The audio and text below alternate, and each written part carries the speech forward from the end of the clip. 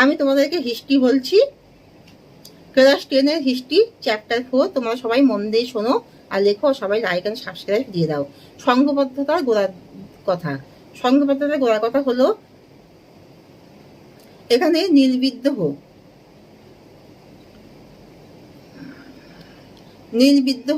যখন নীলকর চাষিরা চাষিদের উপরে যথাযথ অত্যাচার, অমানুষিক অত্যাচার শোষণ করে, অর্থাৎ চাষিরা যদি নীল চাষ করতে না চায় তাদেরকে মানে আটকে রেখে দেয়, তাদেরকে প্রহার করে, তাদের খেতে দেয় না, অমানুষিক অত্যাচার করে, তাদের ঘরে বাড়ি সব আগুনে পুড়িয়ে দেয়, বউ সন্তান সবাইকে অপহরণ করে। এর ফলে সকল জায়গায় চাষিরা, বাঁকুড়া, বীরভূম, বাংলা চাষিরা একত্রে গিরিশচন্দ্র ঘোষ, হরিশ্চন্দ্র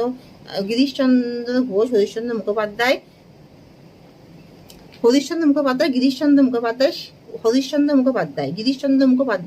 শিশির কুমার ঘোষ, বিষ্ণুচরণ বিশ্বাস, দিগম্বর বিশ্বাস, দীনবন্ধু মিত্রের নীলদর্পণ আর মধুসূদন দত্ত কিছু বুদ্ধিজীবীর নেতৃত্বে তারা সকলে মিলে আন্দোলন করে, তাই কৃষক বিদ্রোহ নামে পরিচিত। 1857 সালে সিপাহী বিদ্রোহ এই সংঘবদ্ধতাকে সংঘবদ্ধতাকে আরো বৃদ্ধি করে, অর্থাৎ 1857 সালে সকল সিপাহীরা একত্রিত হয়ে যে বিদ্রোহ করে তাও সংঘবদ্ধতার গোড়ার কথা। অর্থাৎ সকলে মিলে যখন ইংরেজরা যে রাইফেল দিত, সেই রাইফেলে গরু আর শুকুরের চর্বি আছে, এটা সিপাহীদের মধ্যে আগুনের মতন ছড়িয়ে পড়ে এবং সকল সিপাহীরা সংঘবদ্ধভাবে বিদ্রোহ করে। আর হলো বঙ্কিমচন্দ্র চট্টোপাধ্যায় আনন্দমঠ বন্দে মাতরম, তার মধ্যে জাতীয় আনন্দমঠ, বঙ্কিমচন্দ্র চট্টোপাধ্যায় বন্দে মাতরম, আনন্দমঠ প্রভৃতি জাতীয় চেতনা উদ্ভব ঘটায় এবং সকলকে একত্রিতভাবে দাঁড়াও আমার বাচ্চা এবং সকলকে একত্রিতভাবে আন্দোলন করতে সহায়তা করে।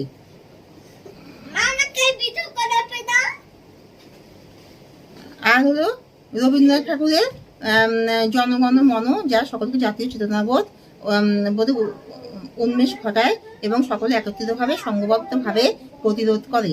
আর বঙ্কিমচন্দ্র চট্টোপাধ্যায় আনন্দমঠ এবং বন্দে মাতরম, যে জাতীয় চেতনাবোধে উদ্ভব ঘটায়, সকলে একত্রিতভাবে সংঘবদ্ধভাবে সকলে মিলিতভাবে ব্রিটিশ শক্তিকে প্রতিরোধ করতে সাহায্য করে। আর ভারত ছাড়ো আন্দোলনের মাধ্যমেই সকলে একত্রিত হয়ে যে আন্দোলন করে, তাই ব্রিটিশ শক্তির বিরুদ্ধে সংঘবদ্ধভাবে আন্দোলন করে। বঙ্গভঙ্গ বিরোধী আন্দোলনের মাধ্যমে সবাই একত্রিত হবে ব্রিটিশ শক্তির বিরুদ্ধে যে আন্দোলন করে, তা বঙ্গভঙ্গ বিরোধী আন্দোলন নামে পরিচিত। তাহলে এখানে শেষ করছি, তোমরা সবাই লাইক এন্ড সাবস্ক্রাইব দিয়ে দাও।